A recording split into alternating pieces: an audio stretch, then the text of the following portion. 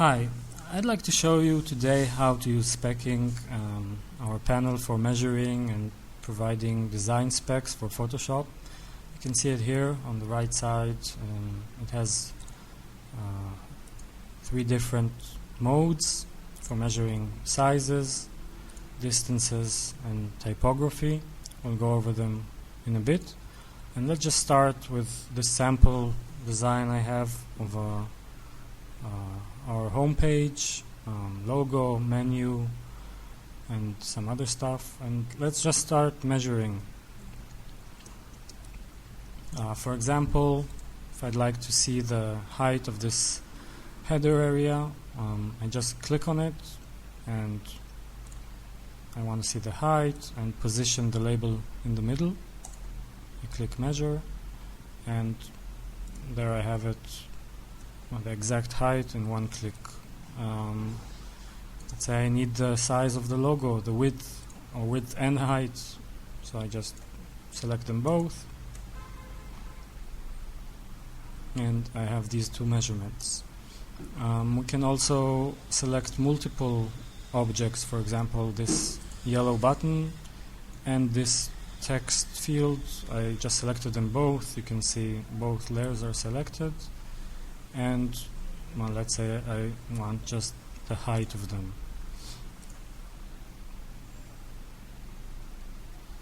And here we go. It also works on groups. For example, this menu, if you see how it's built, it's actually 5 layers all in one folder, which is called the menu. So if I just select this folder and measure, let's put it on the right side this time, and I measure the whole group. All these labels are live also, so if I just want to move one of them a bit, so I just select this box and label and I can just drag them, move them a bit so it looks better. Let's move on. I can select even just using the selection tool if I want to get some very specific measurements. For example,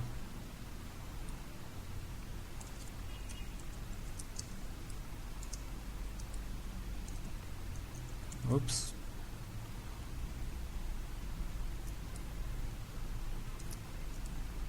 I want to be very precise, so this is the height I want to measure. So I'll just make sure I have height. It's positioned at the center. And there we have it, the exact measurement of my selection. Up next is the distances panel. This is really good for margin and paddings, ready for developing your site if you need all kinds of these measurements for CSS. So how it works is if I choose just an object or a layer, let's say the logo, and then I will measure the top and left only this time. It will measure them from the outer edges of the document. Let's change the color, so all these will be white on black background. So I just click the logo layer and measure the distance. Because I picked top and left, you see that measured the distance from the object to the top of the document and to the left of the document. This is especially useful if you choose the layer you want to measure, like work with us, this text label, and I want as a parent element to choose the button. So all I have to do is load up the selection area of the button. This can be done with control clicking or command clicking in Mac, the layer, and then I just choose the layer I want to measure and its relative. So if I measure the left and right of this layer, See that it gave me the distance from the layer I picked, in this case the text, to the outer edges of the parent element. For example, again, I can pick as the parent element this gray background area, and I want to measure the services we provide layer, let's say top only. And there we have it. It's 41 pixels. If I want to position it differently, I just grab the layer and there it is.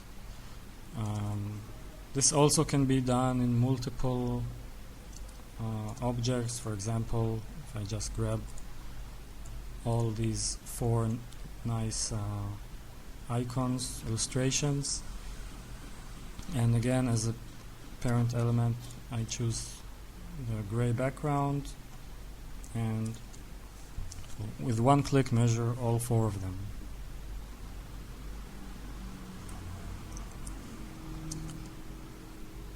Let's move on to the third panel, typography, and let's change the color again. Some nice bluish tint in the foreground to something dark. And now I want to get typography specifications. So for example, I just click this text layer and get text properties. As you see, it got all 4 of them: the font, the size, the color, and the line height. Sometimes it's easier or more productive if I don't repeat all of this.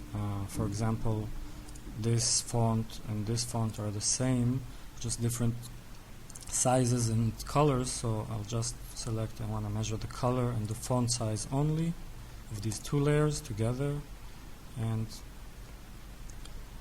with one click it does both of them. You can see this one is 17 pixel and this one is 28. For this running copy, I want to add again the font family and line height.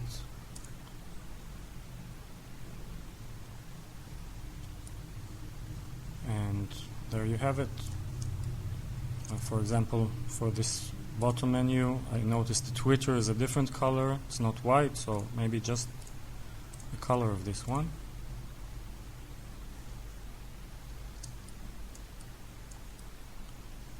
And the same up here, I just choose one of these in the menu, font family, color and size. And it's really easy to position the labels. For example, here I have a problem because 2 labels overlap. There's no problem, I just pick this red label and move it to the other side. And there you have it. It's really easy to make these specifications and send them over to the developer or development team, or even if you code your own sites. It's really nice to get such an overview, and this way you can plan your CSS structure and classes really smarter and easier. Hope you like it, and enjoy your SpecKing.